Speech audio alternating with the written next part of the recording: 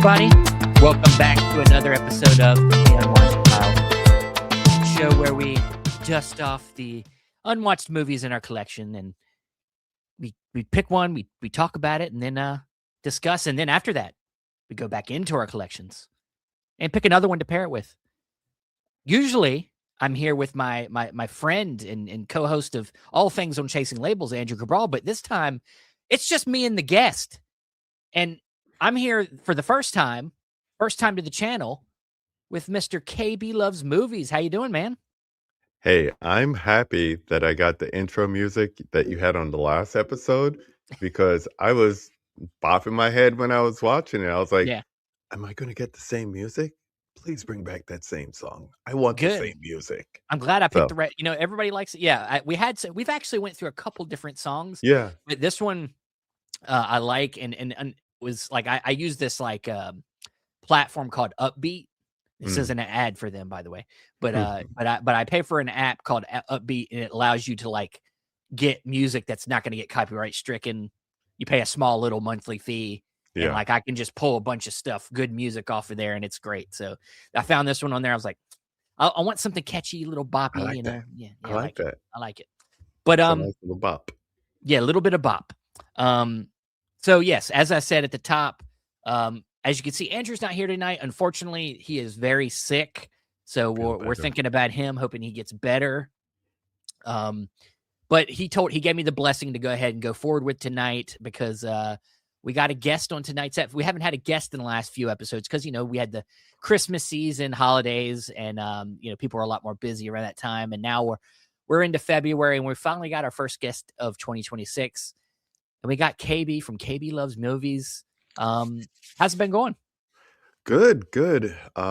Been trying to do a bunch of challenges in order Yeah. to watch a bunch of movies, and that's been going well. My friend Huck at Huck's Pop Culture Cafe has his 52-week challenge.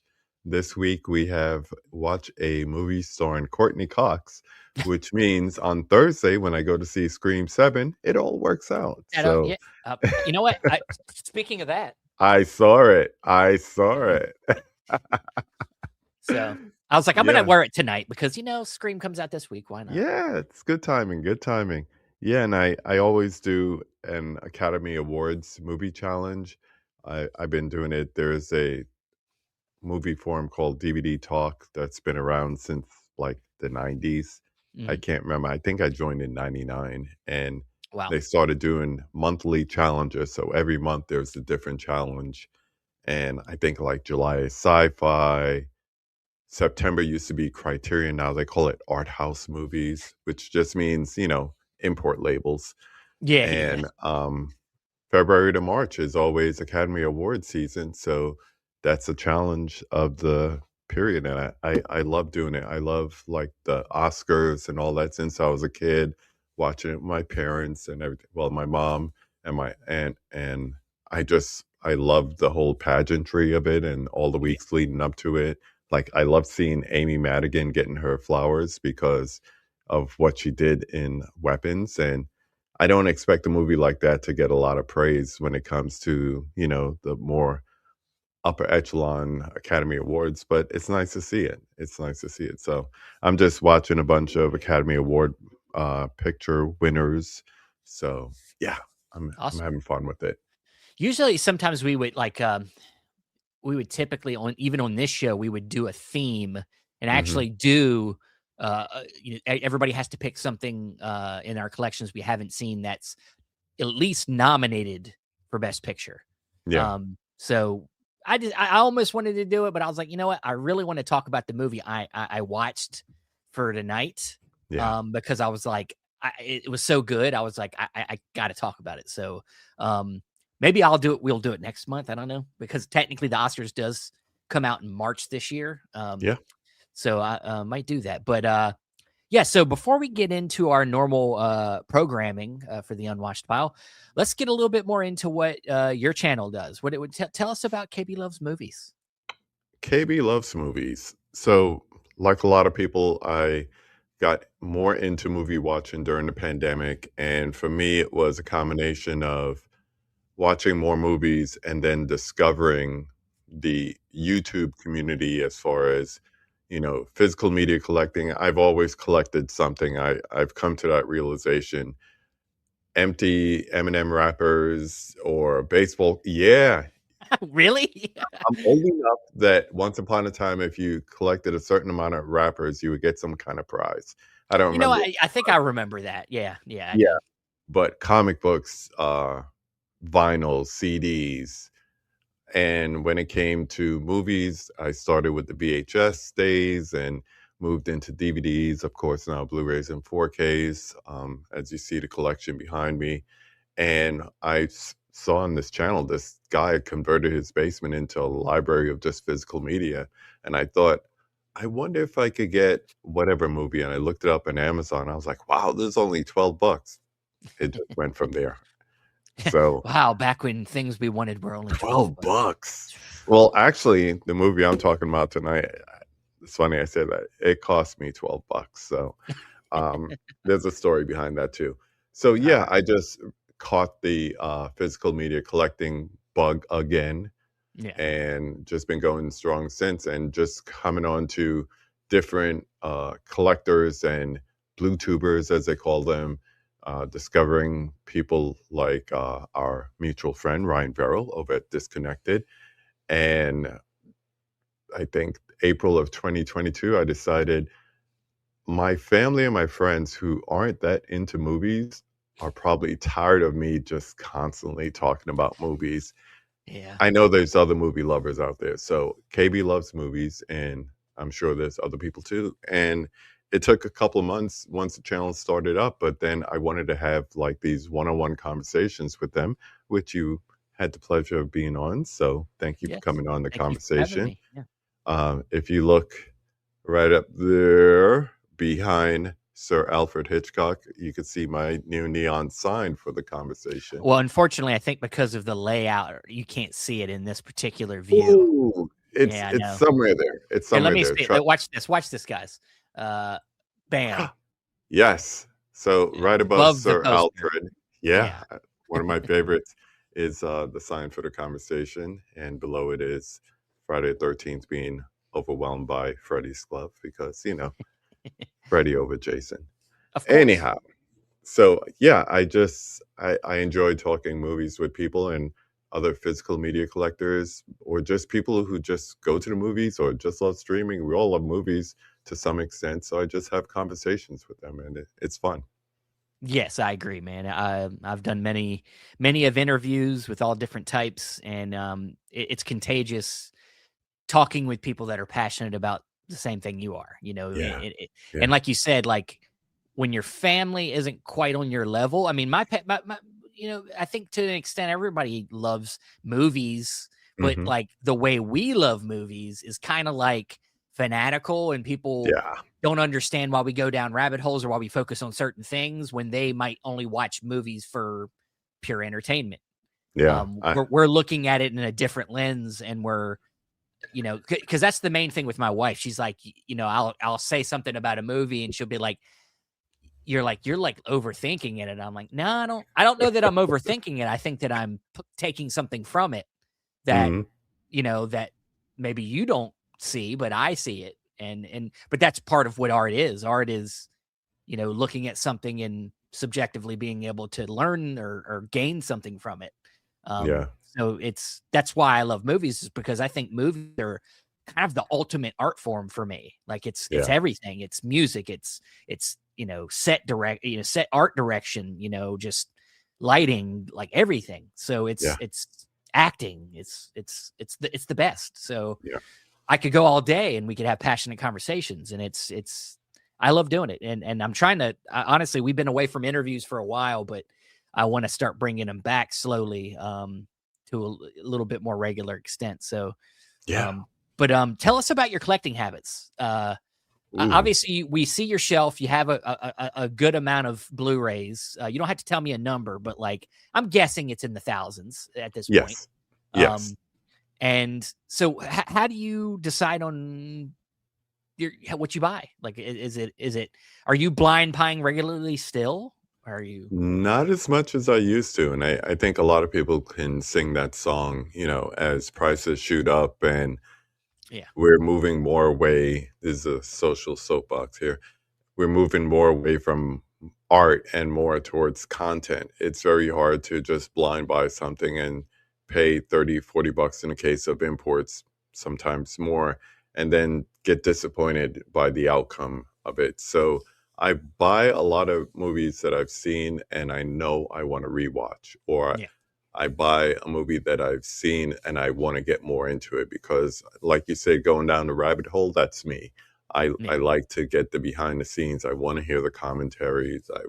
I want to watch it behind this, all the extra features and so forth. So when I blind buy, it's based on a recommendation of friends that I know I can trust. Our mutual friend Ryan being one of them. Um, but yeah, the days of just going, well, the days of going to Best Buy is long gone, but the days of going into Best Buy and dropping $100 on movies I never seen, those days are behind me. But mostly I'm a not a format snob because I'll watch something on a laptop or VHS if that's what's available. But I like quality. I like a lot of 4Ks, upgrading and everything. So the majority of stuff these days is either like studio 4Ks or imports, Yeah. like that whole shelf right here. These all imports and criterions. So Yeah. I enjoy watching those type of things and rewatches of just some of my favorites. So we were talking about the Academy Awards before. My friend came over and he has every single Best Picture winner, and Mhm. he was just going through my shelves, and he said, "So when are you starting your Best Picture shelf?" And I was like, "Damn it, I got to start." Oh man. And Well, then that I only had like 40%, so yeah, yeah. it's been a quest. That leads me to something else. How do you? Because this is something I'm about to go through, and hopefully, I'm going to add in as videos on the channel. Hmm. Organizing. Like I have literally the worst organized, maybe not the worst organized collection because I do kind of like organize them by label for the most part. But like I don't. They're none of it's in alphabetical order. It's just kind Okay, of all over the place. Um, what I is will your say organization? I'm a little better because right now I'm going through a thing on Watch, and I challenged myself to watch more things that are unopened this year. So Yeah. I created a wheel of names and I just Okay. put different letters of the alphabet. Figure 26 letters, 52 weeks, one a week, do it twice a year. And I had my daughter spin it and it was H. And she came down here and she said, "I'm going to pull a bunch of H's for you to watch." And uh, her mother said, "You know where to find things?" And she's like, "Oh, yeah. Oh, yeah." So I do Blu-rays A through Z, 4Ks, studio 4Ks A through Z, and then my imports basically by label. Yeah. And then I have See, special shelves with Marvel, Star Wars. I'm a yeah. big Scorsese fan, all the Scorseses, all the Hitchcock. And then, like I said, I'm building my best pictures, but all alphabetical. I Yeah. That's the OCD. Mm, if Yeah, I I have see a pro something out see, of that's I have a place, pro I have a problem with, like, deciding on like, I think I'm kinda close to where you're at, like, I think when I do it, I'm gonna hmm, do it label and then alphabetical order, and then, yeah, that's what I'm gonna strive for, um, and then, like but there's, like I have, like, a Nicolas Cage, like, area. obsession. Yeah, I do, it's all like, I literally have, like, stuff that nobody owns, like, Mhm. I thought of with you that the other day when I watched Vampires Kiss. Yeah, I got 2 copies of that movie for some reason. Um, and then, well, I think that movie's actually kinda cool. But, like, stuff like some of this stuff that, like what's the one movie I'd have to look you don't even remember the titles of these movies. Mhm. Um, but, I have, like, all that stuff he's done over the last 2 decades, like, that Yeah. is straight to DVD stuff. I've gotten all that stuff. I keep up with it all, and, so that's, like, one shelf I feel like I gotta keep alone from all the other studio stuff, but Yeah. I think I'm gonna go that route. It's just, like, building up the motivation because, like, I wanna do it, but God, when you have 4,000 movies in your room, um, it's kind of a chore. It feels like a chore. So I don't know. I've used the excuses of buying new shelves, of moving, Yeah. and now I use the excuse of dusting and cleaning to organize. Okay. So if someone comes and they put a movie back in the wrong place, I know by the next time I clean and dust, it'll be in the right place. Well, the tough thing I started it once, and what was tough about it was just finding the stuff. Like I Mhm. have my movies logged, so I'm like, okay, well, starting from the top, let me find this movie, and then I'm like spending so much time just looking for the movies to put them in right order. So Yeah. I'm like, God, dude, I've only done the numbers. Yeah. I started with numbers, and I've only gotten that far, and I stopped. I Yeah. was like, I don't. It takes forever. I So was surprised. I mean, she pulled a stack of, movies today, and I was like, "Oh, snap, I forgot I had History of Violence," because it wasn't on my database. I have an app that I keep it on there, and I probably yeah, forgot to log that, but she pulled that, Hard Day's Night, good um, one. what's the other one she said is a must watch? I can't remember, but she pulled, like, 8 movies that are unwatched for me to watch this week, and I said, "You know what? It must be in a good organization that she was able to just go and pull all the H's from the various shelves." Yeah, cool, man. Well, I'm gonna strive to be more like you. I'm gonna work on it. But all right, man. So let's do this. Let's get into this. Let's get into our once again. If you didn't hear me from the top, what we do on the unwatched pile is we go into our collections. We pick an unwatched movie out. We watch it, and we come on here to discuss. And then after that, we go back into our collections and pick a movie to pair it with. So like, you know, we go through different. I mean, everybody's got a different way of doing double features. Whether it's like, oh, well, let me pair it with the actor that's in the movie or the director, or thematically, and that's where I usually lean. But Yeah. we'll see what happens tonight.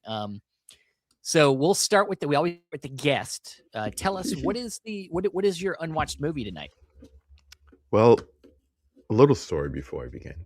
Okay. So, talking about, blind buys and everything, I my favorite import label is Second Sight, and if I can, I would own every single Second Sight that's out there. So, when this movie came out on Second Sight, I hadn't seen it, so I was like, "Oh, I wanna check that movie out."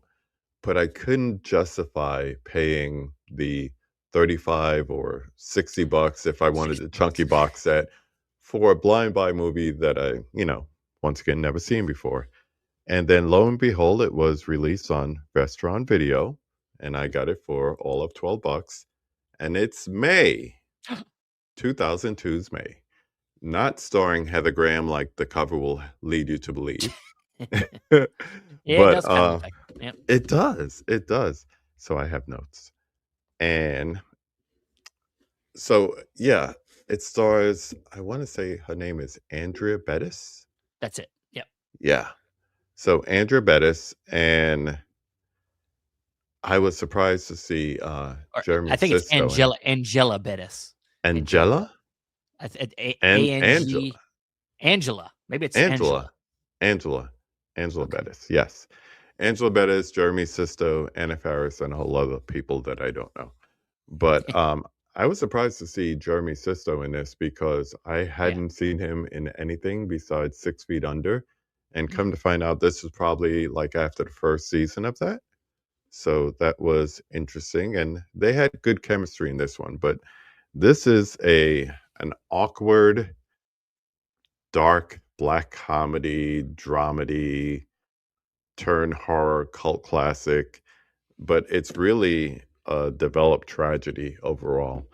And it's the story of this young girl, this young lady who has an eye issue when she's younger, and she becomes a pretty socially isolated young woman and just not knowing how to function in society as far as relationships, but wanting that with a partner of any sort. And she is obsessed with dolls, and it started with what her mother gave her as her best friend, and it goes from there, and it leads to horrific endings, I will say. And you said this is one that you've seen before, right? Yes, yeah. I checked this out. I think back when it was when I was back when this was announced for the second site release, because I don't do the Prime show on our network anymore. Andrew does Chasing Labels primarily now, but back then Yeah. I was on the show doing it with him, and we talked about this movie and we like to watch as many of these movies as possible before the show. So I watched this for that show, and yeah, I remember. I gave it 3.5 stars on Letterboxd. Me So too. yeah, so I think if I remember how I feel, I pretty much remember thinking it was really interesting, thinking that maybe the pacing of the movie was a little little weird, like It it was was a like little slow yeah, fast. it was like kind of like very sporadic all over the Mm-hmm. place, but then I thought that the character stuff was really interesting, and that's what you're there for. I think that this Yeah. journey she goes on from um this awkward young woman to like, I mean, really like coming into her own in a way, in a very weird, tragic way. Like Yeah. she has to figure out who she is through this tragedy, like and like figuring out like that she almost has to become like the worst thing to be herself. Like it's like a comment on like society and how we picture normal, Yeah. like what normal is, and how people kind of seclude people to the side, you put people to the side that are not actually, that are into things that everybody else is into. She's Yeah. into dolls, she's into, she's, but people look at her as weird, and it's like, well, why is she weird? But I Mm-hmm. don't know. It's an interesting character study film, and it really goes deep, at the end, like you said, it really goes into some interesting places with how um, it makes us think about um, The her misunderstood. like people say she's like, it's like a kind of deconstruction of that. What's the term, manic pixie dream girl kind of thing, Mm. like a Yeah. little bit of a deconstruction of that idea. She's this awkward girl that underneath could be more confident in this and that, but Mm-hmm. really that's not who she is. Yeah, it's um who she wants to be though, and yeah, that's the whole horror of it. It's the horror of wanting to be understood, yeah, not necessarily fit in. She's not trying to fit in. She is her own individual. She is her own person. She has a career and all this stuff, but it's also things it's kinda like funny enough, like if someone was a mortician or something like that, not typical, I'm a sales accountant, not the yeah, typical job profile, but, just wanting to be understood, and I think that's the theme that kinda runs throughout the whole movie. But, I took down some notes, as I said, and the things that I caught on to it without giving any spoilers away, there's a level of loneliness to her, and I don't know if it's innate or if it's just through what we see as her early childhood days being developed, and that's the outcome of it. I would kinda lean more towards that than, something just in her because, we're all products of our environment and social interactions and so forth. Um, I she definitely she's definitely somebody looking for connection. She Yes, yes, For and sure. we see that in so many different forms, especially through touch. Yeah. That's, something very important to her. Um, the whole thing about finding the perfect person, which a lot of people say, but I think she takes it to a different extent as far as Yeah. finding the perfect person. And she says this one line where it's like, "All these parts, no one is whole." And I was like, "Ooh, that's very profound. I like that." But I think that's her problem. She's expecting to find someone who has everything, and Yeah. I think that's a lot of people's problems. That's But yeah, for sure. yeah, I think it's her trying to find a perfect person with everything going on for them, or maybe just finding a person that's into her and thinks she's perfect for them, and then not realizing that's not how people are. People are Well, imperfect. it's about, I think you could also say that, somebody that like for her, she's looking for the perfect person to make up for what she thinks she is not. Yeah. She probably doesn't look at herself as being much of anything, and that she needs somebody to lift. She needs the perfect man, perfect person to lift her up, Yeah. to make her better, Yeah. instead of having some sort of independence about feeling good about herself, you know. And we see that whole thing with the search for connection in the volunteer efforts that she does and so forth. So it's like just searching out different ways to connect with the world that she's kind of once again isolated from. Yeah. Yeah, it's definitely. I know the way. I feel like the way we're talking about it, it feels like way like really deep and like almost like a dramatic. We're not even really talking about the horror elements of this movie, Yeah. uh, because I think that's some of the surprising moments of it that we don't want to give away. But Hmm. there is definitely like a horror and a almost exploitative kind of presenting of the violence in this movie. So like Hmm. it's definitely got its horror elements. So don't be thinking that this is just some like deep dramatic character study It's not movie. all tragedy. Yeah, yeah, It's not yeah, all tragedy. But like I said, I like to get into like the special features and all that. So it was yeah. interesting to see the movies that the director, and this is the first time I'm watching a film by Lucky, is that he was inspired by mostly Taxi Driver and Repulsion. Mm, And interesting. hearing him say that and then watching the movie, it's like, oh yeah, I see the influence. I see the influence a lot there. And I mean, there's different movies that you could tie this with, and that's why I can't wait to get to the second part to do that, because where I went with it is definitely towards how I would see it as a good double feature. Okay. Um, Even the romantic part of the movie is kind of like a traumatic event because of the social awkwardness. So it's Yeah. kind of like, the first time you kiss somebody and you don't know how to kiss kind of thing, Yeah. except you're doing it in your 20 somethings instead of like your teenage years or whatever they start at these days. I'm old. Yeah. I God. don't know. Yeah. But yeah, it's just pushed to a different level because of how isolated she's been growing up and everything like that. So Yeah. I I enjoyed it. I enjoyed it Good. overall. It was quirky, it was offbeat. Like you said, it had pacing issues because sometimes it felt like it was just rushing to get to the next act, and at other times it kind of felt like it was slowing down and giving you that character development that you're expecting. So it just wasn't constant. Yeah. But come to find out, this is the first feature film.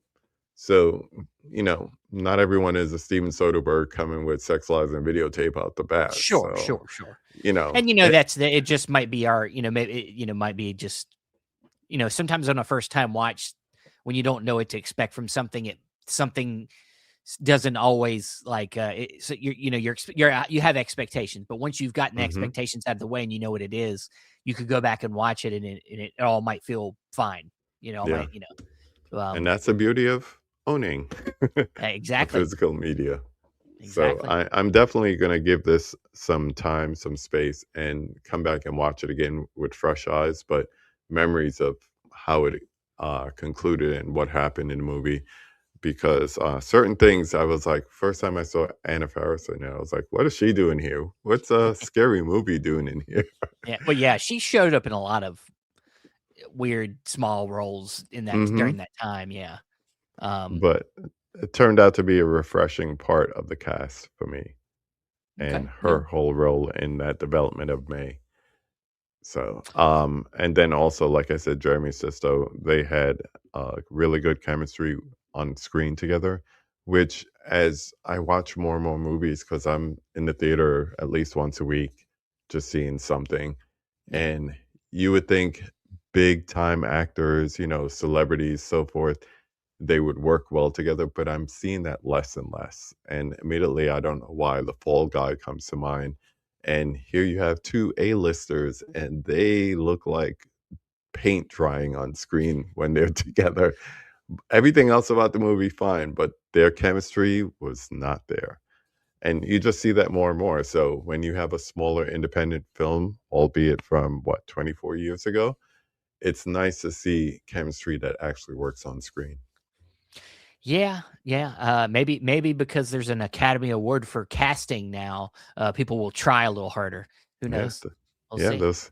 those casting managers will get their act together, Yeah, or directors, because they seem to be more involved these days in the casting of the things leads. than others. Yeah. Yeah, for sure. Well, I'm glad to hear that you picked one off the shelf that you're going to hold on to. So that's Yes. always good. Um, Yes. all right, so this one I have now. I typically like to go deep on my shelf and pull something that has been really actually sitting on my shelf for a while, but this one actually hasn't been sitting that long, and I kind of this is kind of a cheat in a way. I kind of bought this movie wanting to watch this for this show because I was like, I've heard about this movie for a long time. People saying it was a really great film, and I love movies that kind of celebrate cinema, Mhm. celebrate going to the theater, anything about the movie experience.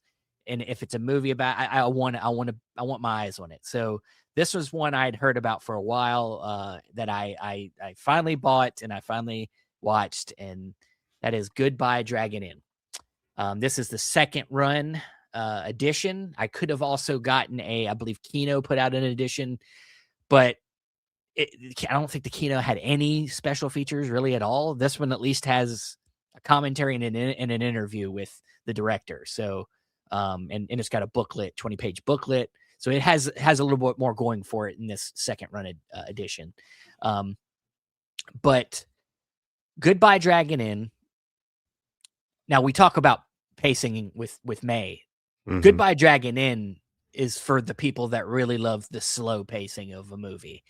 This Yeah. is the definition of slow cinema here. Mhm. One location, a lot of still shots, a lot of kind of being steeped in the atmosphere of this place, and some really great cinematography, just amazing.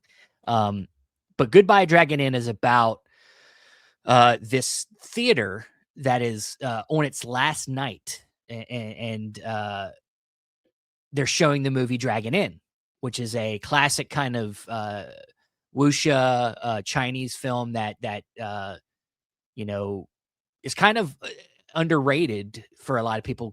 Considered underrated. It doesn't get as much of a spotlight. Of course, Yeah. Criterion put out a great Blu-ray.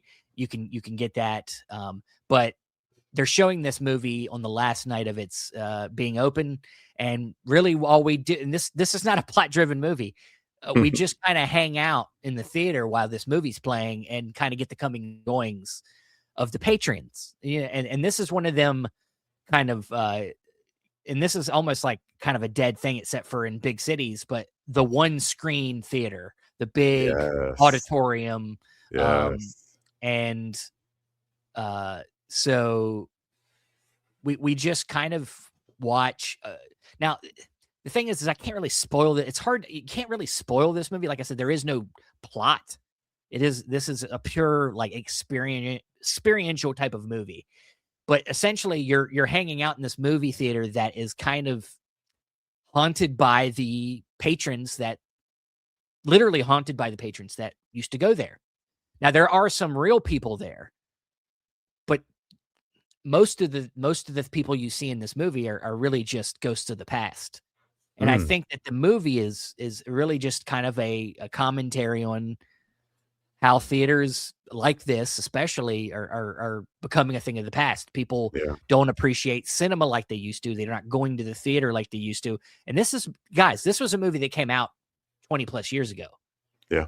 And they're talking about this concept and then where we're at now is so much more relevant now than it's ever been. Oh, yeah. And yeah, we just follow people. You have one patron. His name, he is. I don't know that he has a name. Yeah, I don't. I don't think his character has a name. but he is a gay man, and he's trying to like he's trying to pick up somebody in the theater, but it's just not working out. Everybody he comes around, there is some like kind of underlining comedy with this character in the movie, and he keeps like getting into weird situations. There's one part where he sits down, and everybody's been through this, sits down, and the people that are like a row behind him are like chewing their popcorn loud and a lot of noise, and he's just like, it sits with him, and he sits there as long as he can, and then he finally gets up and he's like, I'm gonna go. Yeah. It's hilarious, and it just really kind of goes through some of the moments I think that are very symbolic of our experiences at going to the movie theater, and then also just it's about settling into the vibe, and then you get like the ticket taker, the person that sells the tickets, you get her perspective a little bit, and you get the perspective of some of the patrons that are like people there's a couple of them that are people that acted in Dragon Inn. They're sitting in the audience, they're watching the movie, and like I said, you can't really spoil this movie. It's experience, but Right. really by the end of it, you just feel this kind of, in a way, overwhelming kind of sadness. Yeah. To feel like something like this is like not appreciated anymore. It sucks. It sucks to know that this is where we are now, especially with the cinema experience, that people don't get emotional. It didn't, like, the normal person don't get emotional at movies. Don't sit down and like think about it the way they used to think about it. I don't know. I know you haven't seen it, but what have you heard about I this do film? have questions. Okay. For one, shout out to my buddy Nathan Jones, because he was the first person I heard talk about this movie, and the passion that he gave to it made me want to just go out and buy a copy. But question number one, because I'm always in that mode. Do you feel if you haven't seen Dragon Inn, it takes away from the movie? No, I don't think so. Yeah. I think it would add something to it. I think it would add something to some of the like I said, there's a couple people in the audience that were in that movie, like maybe like kind of like getting a little bit of the perspective of like, that gives you a little bit of perspective of what they're going through. And there's a little bit of a history there too. So like it enriches the history of that, being that why that's the movie that plays on the last night. So maybe it enriches it a little bit, but I don't think it takes anything away from the movie. Yeah. My second question is, when was the last time you got emotional in a movie theater? In a movie theater, let's see. I understand young parents don't go to the movies every week, but yeah, I was going to say, for me, it's a little tough because the movies that I get to go to these days, I mean, my little girl's 3, and we just started taking her to the theater. So a lot of the most recent stuff I've seen in the theater is movies for her that are not going to get me emotional. I did go see Send Help, which I really liked. But that's not the type of movie that would get me emotional. No. Let's extend it anyway. Any format, movie, streaming, home, collection. I mean, the movie that I'm pairing this with, I mean, this movie got me a little emotional, but the movie I'm pairing it with gets me more emotional. For some reason, I don't know why. And it's not hard for me to get I think there some of it's nostalgic. Like, I think there's some nostalgia that's tied to being emotional watching films. I think it might not even be the content itself that's like overwhelming you, but it can be just like the feeling that watching that movie takes you back to, like, it takes you back to a simpler time. And I think that happens to me a lot with some watches, like E.T. in itself is a movie that the content can make me emotional. Thinking about where I was when I saw that the first time adds an extra layer. Or something like, oh man, God, it's tough. Give me a second.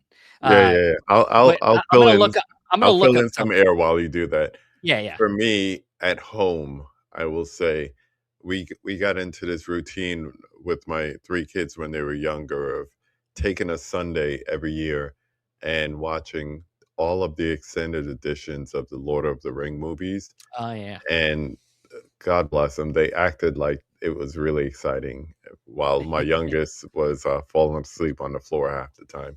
But I still remember the first time I watched the end of Return of the King. Maybe it's because it was the end of the trilogy.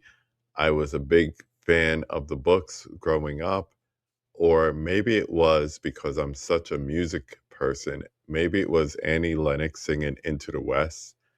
And when she started hitting those high notes in the chorus, Yeah. floodgates. I don't know why. I'm sitting there watching credits, listening to the song, crying my eyes out. I'm like, why am I crying? What am I doing?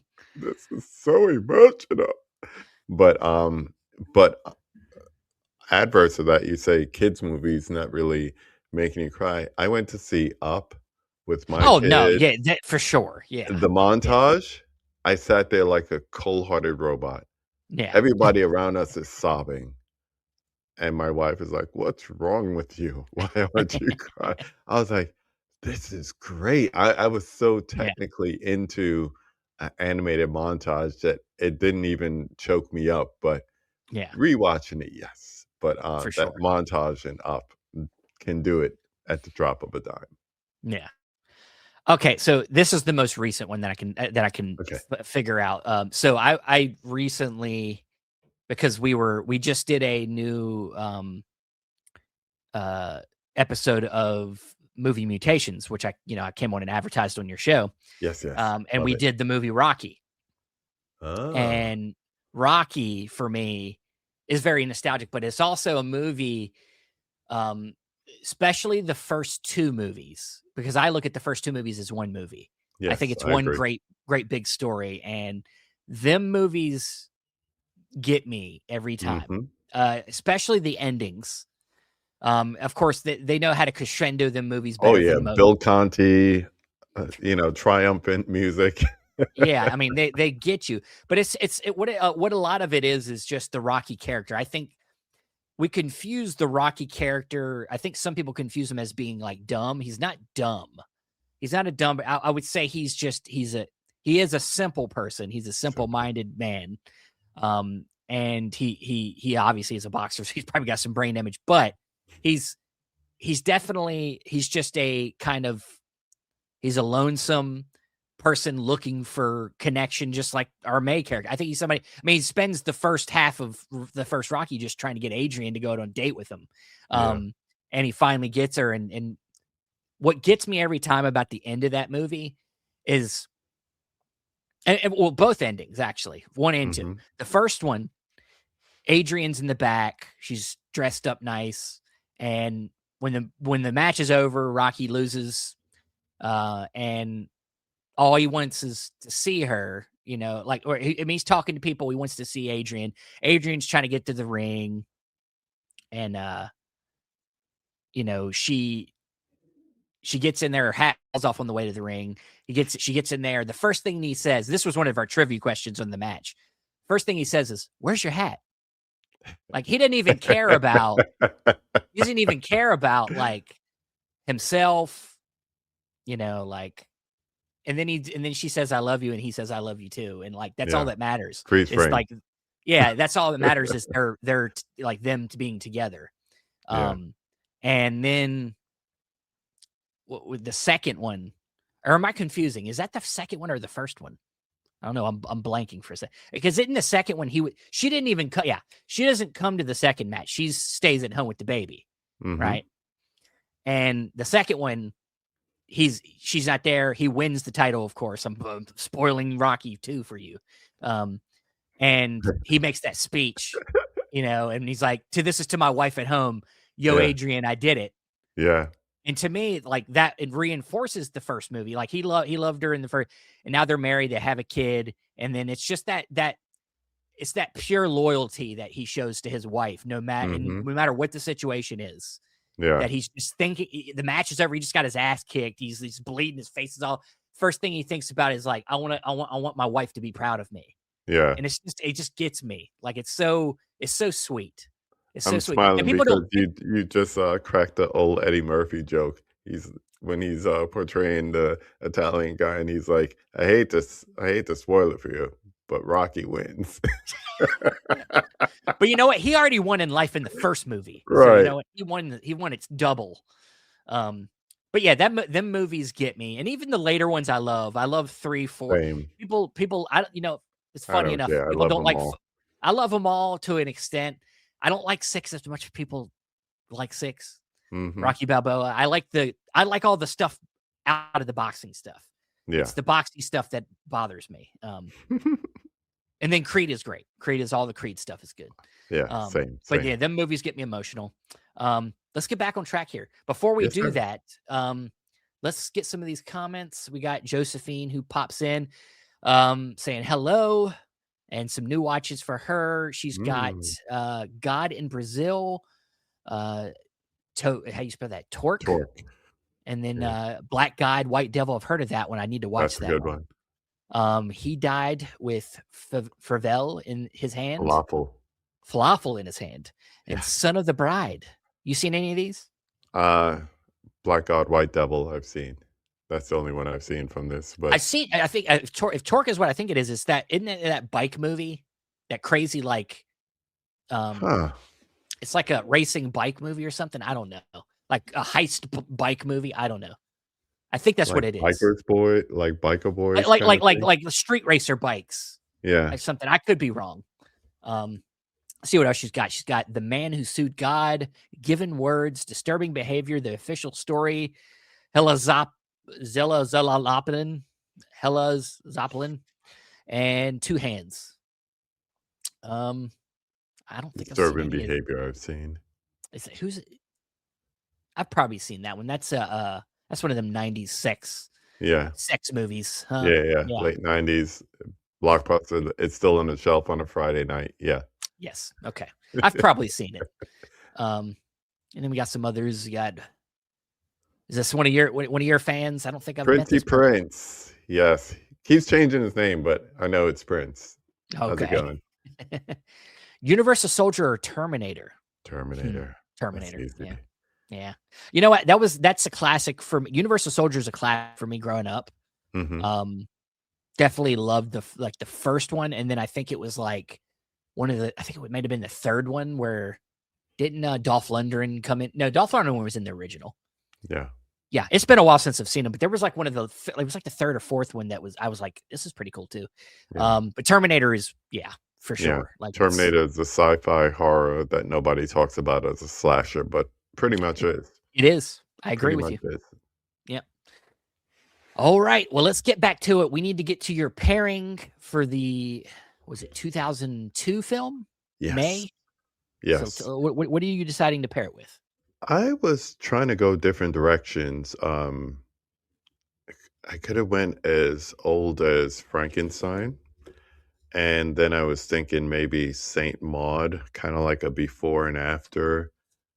But what I ended up going with, and once again watching the feature, I could see the influence on the director, and I'm gonna go with the Mexi Funk art on this one. I went with Ah, 1976 Carrie. wow. Yeah, I could see it. Yeah. So we have like two different types of isolation here, and you have one that's private, and then Carrie is pretty much public and through the bullying and intimidation and all that. But it's like it's the same wound, but like different ways of expressing it. And Carrie's younger and everything, but in May, she kind of like internalizes it with that wound, and Carrie externalizes it, not directly through her actions, but by the humiliation that she faces and so forth. I don't think I can spoil Carrie without I people just getting actually upset. read the book like last month. So So yeah, it's detailed funny that in comparison, right? yeah. So detailed. Um, Intimacy versus spectacle, whereas May is looking for that connection through intimacy. Carrie basically develops her superpowers, as the case may be, and becomes a spectacle. Um, Different errors, but same kind of fear. Yeah. Basically, you go from repression and repulsion, and religion to alienation and, like we were talking about before, emotional disconnection and miscommunication. Um, the female monster, for those that are into like that art house term, you have one person not knowing how to be human, the other person kind of having that humanity denied to her through the Yeah. true villain in the movie, which is her mother. Um, and the thing, funny enough, after I picked this, I'm going through Letterboxd to do my review of May, and Angela Bettis, come to find out, she was in same year, 2002. She did the TV movie version of Carrie. Wow. So, This pick is um, layered. yeah. This came out, I guess Sundance, early 2002, and then Carrie came on TV, I think NBC or something like that, Yeah. late in the year, and then this came out publicly in 2003 when most people saw it, but it was a small independent movie, so not that much, and it didn't get good reviews through its theatrical release. So I just thought like this would be a great double feature because of, like, in both cases, empathy comes too late for them, Yeah. and everyone around them suffers the consequences of that. Oh, So, for sure. Yeah. yeah, I just thought if I'm going to show the two of them, one, there's familiarity with Carrie. Two, all the tie-ins that I just said, it would just make a good double feature. What do you think? I agree with you, dude. The character journeys are spot on. Um, I don't know which one. Which one would you play first? Would you play May. Carrie first or I would May play first? May. Yeah. Okay. Just to have something new and something fresh, and assuming at least, let's say I was playing it for a group of people, Yeah. at least the majority of people would have seen the OG classic, because I mean, you got that, you got the Chloe Moretz Chloe Grace Moretz. version, yeah, and then you have the TV version, which I didn't know about. So yeah, I would go with the new movie for most people, and then the classic movie Yeah. after that. Cool, man. No, I'm with you, man. I think it's a great pairing. I didn't even, to be honest, I didn't spend a lot of time, but this one didn't come to my mind, but it's a good Hmm. one. That's a good pairing. It just really, Stephen King spent a lot of time in his writing career, doing stories kind of like this, where women that are repressed, was it Firestarter is another one. Yeah, He's really good at delving into them type of characters, and yeah, Misery. Carrie is a perfect pairing, I think, with May. So Yeah. good choice, sir. Are you gonna do Dragon In and go for the obvious, or go deeper? No, I never. If you ever watch, anybody that watches this show knows that I never go obvious. I'm Usually, ready to see how deep you're gonna get on this. yeah, I tend to, unless I'm having a really hard time coming up with an idea, I typically am always going thematic. It's Hmm. always something I take from the movie that I really want to explore the ideas and really match the ideas up. So I have um a guess, but I'm gonna wait to hear your thing I before I I don't tell you. think you're gonna guess it unless Okay. somehow okay. But you go ahead. I'll let you know if you got it right. Cinema Paradiso. Nope. That's where I would have went. Yeah, well, that's a good one. That's a good one. Now, what I chose, so I thought about like movies that have to do with cinema as well. Obviously, that Hmm. that's an important part of Goodbye Dragon Inn. But what I kind of latched on to more was this idea of how we interact with art, Mm. how we how and where we're at with it, and how you know how we interact with people that interact with art, and how it all comes together. It can go down a rabbit hole with it, but like Right. really it's about like how we interact with art, how we see art, how it can create conversation. And this is why I wanted Andrew on the show, because me and him both love this movie, and we would have both been geeking out together on this movie. So we'll have to talk about it together next time we're on the same show together, because we both love this movie. And that is the 2017 film Columbus. Ah, okay. You ever seen Columbus? I've heard of it. I have not. Tell me about it. So Columbus stars John Cho Mhm. and Haley Lou Richardson, and it's about so they're in Columbus is a town, I believe. I know there's I don't I should have looked this up. I believe it's Columbus, Ohio. Yeah, Um, that's the I only believe it's, Columbus I could think of but immediately. there's probably other Columbuses. Oh, yeah, I'm Um, sure. uh, so this town Columbus is really well known for its art.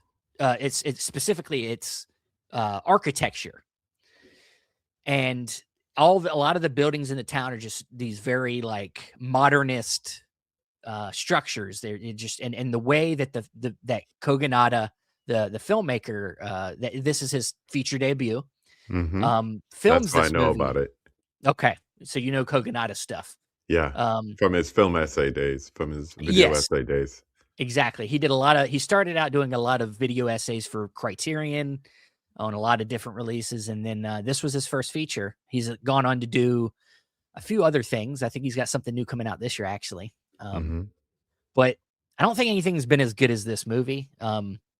And so they're in this town. Like I said, it's a whole town that's kind of a mecca of architecture. And we start out where we have John Cho's father, who is an he's an architecture, and he's at this, he's kind of, he's at later in years. So he does these like, these talks at colleges and stuff like that. So he's in town to do a talk.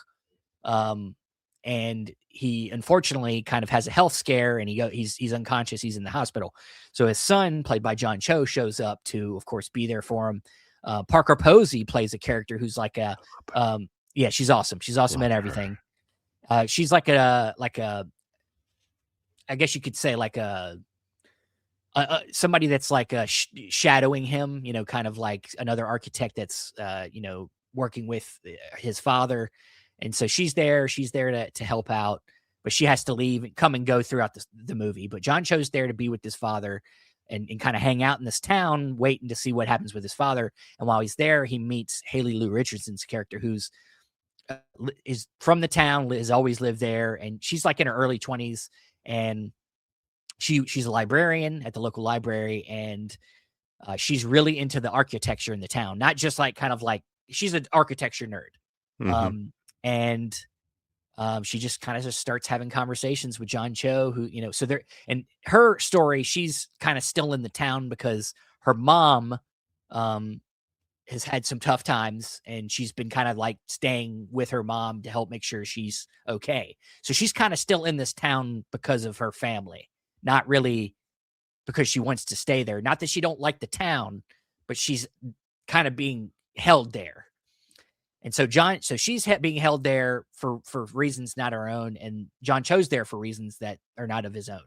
So they're both kind of hanging out, having conversations, and along that, they have conversations about the architecture. They have life conversations, and as they're Mhm. walking through these different beautiful places, it just all kind of like it's so meditative. It's so kind of comforting in a way. I don't know how to describe it. Once again, it's kind of an experience. Now, this movie has a lot of dialogue in it Yeah. compared to Goodbye Dragon Inn, which is almost a silent movie. Not a silent movie, but there, because you can hear the movie playing in the background a lot, but there's almost no dialogue in that movie. This movie has a lot of dialogue, a lot of back and forth. And one of the best conversations in the movie, I'm trying to think. Let me pull it up here. One of the Culkin kids is in this movie. Rory. Rory Culkin. That's right. Yeah. And he's also a librarian. He's friends with Haley Lou Richardson's character, and he has this. He's talking to her about this like book he read, and like that. He talks about how like kids having short attention spans. That's something we all talk about these days. And Right. he said that the person said, I don't think it's about tension. It's about interest. It's Mm. about how it's not the kids are not into stuff. Kids can play a video game for hours. They have attention. It's about not being interested in the things that we're interested in. So Right. it's about that. And so that's where we get into that conversation about art and interest and about where we're at and about, I think some of them conversations are really kind of crossing over when it comes to what's happening subtly in Goodbye Dragon Inn. That's the silent conversation happening there, the loss of interest, the sadness, and in this movie we're kind of having conversations about art and why we're interested in it and why why we're passionate about it, and it's a more uplifting look at it and about how them things connect us to our parents. Because in this case, John Cho doesn't really care about architecture, but he knows about it because of his father.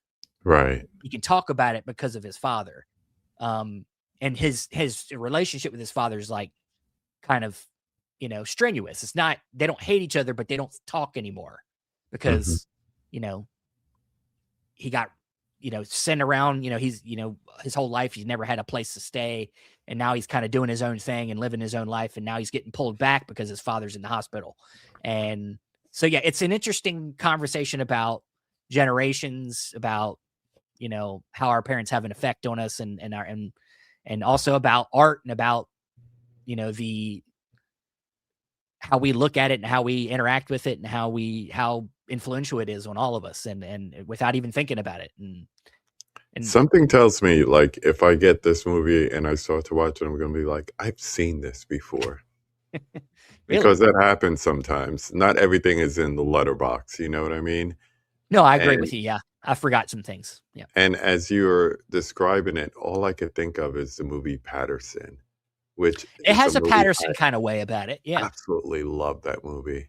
Yes. Very, very meditative, very, thematically driven, and very just quiet and just kind of, a lot of still shots, not a lot of movement. Yeah. It's one of the best looking movies I've ever seen. And it's not like showy. It's not showy. Mm-mm. It's not showy cinematography. It's just that the framing, he's very inspired by Wes Anderson because he did a lot of Wes Anderson stuff for Criterion. So he's a very obsessed with him. He's very obsessed with some other directors, people like Edward Yang or you see that in what's the movie? What's his second movie? Is it it's the one with the kid, the robot, right? After Yang. After Yang. That's it. Yeah. I've seen that. I've seen Big Bold Beautiful Journey. That was just last year. Yeah. So I think the next one, as you mentioned, that's coming out soon. That's only his fourth movie. Yeah. So, yeah. I mean, great actor. I mean, great director. I think he's got a lot on his mind. I think he appreciates the history of cinema and he pays tribute to it a lot in his films. And I love seeing that. I love seeing somebody that, and this is one of my knocks on somebody like a Tarantino. I mean, I love Tarantino to an extent, but like I also look at him as a little bit of a ripoff artist. He just takes all the best, and they all do. Filmmakers take they take things from their favorite filmmakers, but he does it in such a blatant way. It's like, okay, like you're looking for originality. I'm not necessarily. I'm just looking for somebody that has their own voice. Yeah. And interprets something in their own way instead of just kind of like copying it, And you see that definitely in this movie with the writing and the editing and definitely the directing. Yeah, it's a very thoughtful movie, and every time I watch it, like I've watched it at least 4 or 5 times now. It would be, once again, it's one of the movies that you have to have some patience for. But every time I watch it now, I just like kind of sink into it. I sink back into the couch. I expect to get tired, but I don't. No, because I'm just and some of it is the performances. Like John Cho, I became such a John Cho fan after this movie. I was like, because before this he was doing like the Harold and Kumar movies. Right. He did Star Trek, and you're like what am I going to get here? He is so good. He's versatile too. He is so versatile. And he's so like restrained in this movie, and then in times you can see him get really kind of like annoyed in this very it's like he just plays it so well. Fighting between like his thoughts about his father, but like having respect for his father, and like it's like he just plays it so well. And it's by the end of the movie, he gets to a place where I think he he understands his father a lot more through the time he spent in that town and through his interactions with Haley Richardson's character. Yeah. He understands his father more. So they help each other out by the end of the movie, and it's good. It's so That's good. beautiful. And it's a good, I think, positive transition from watching something that I love. I loved Goodbye Dragon Inn in the sense of like its conversation. Of course, it's kind of sad and tragic for me. That has to be a movie. That's something we have to like deal with. But it's still important to have that. It's still important to talk about the hard things and cinema, even through through the language of cinema. It's important to have that as well. So, I think you would go Goodbye Dragon Inn, start really slow, start if you can make it through that movie, which it's only an hour and 22 minutes long. It's not even that long, but it feels longer because it is very slow.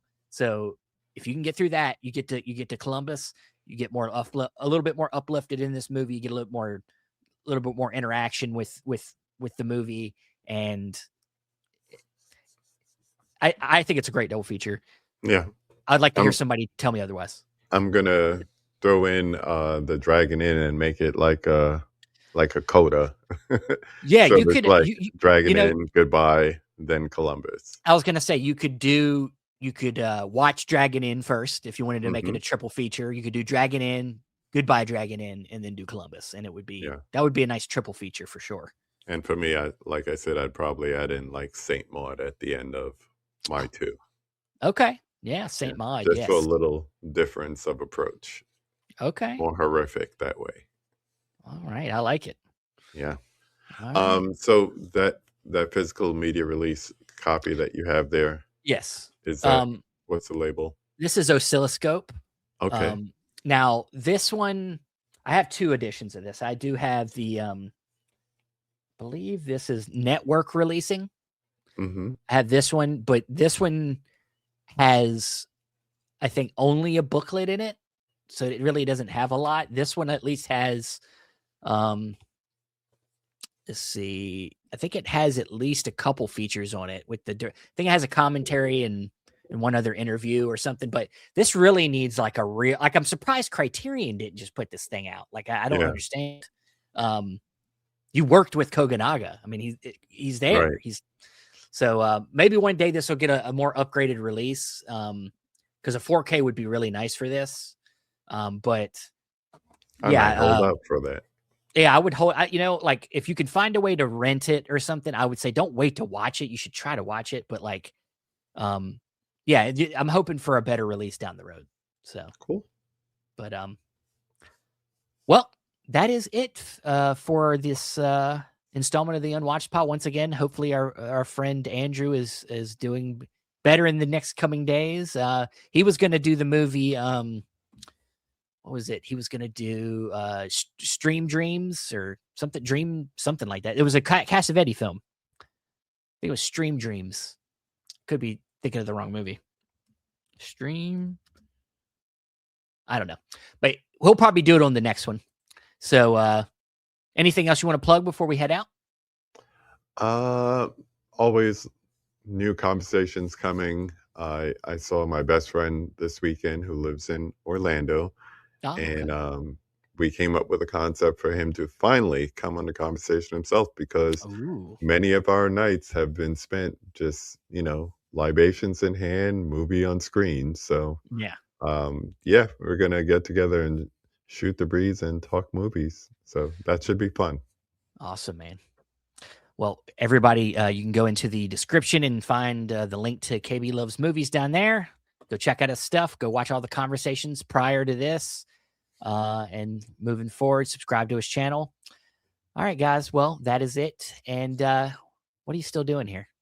Go. You see the movies? I know you got movies in the back. Go watch the movies, guys. Go watch a movie. That's what I say. Stop listening to us. Waste of time.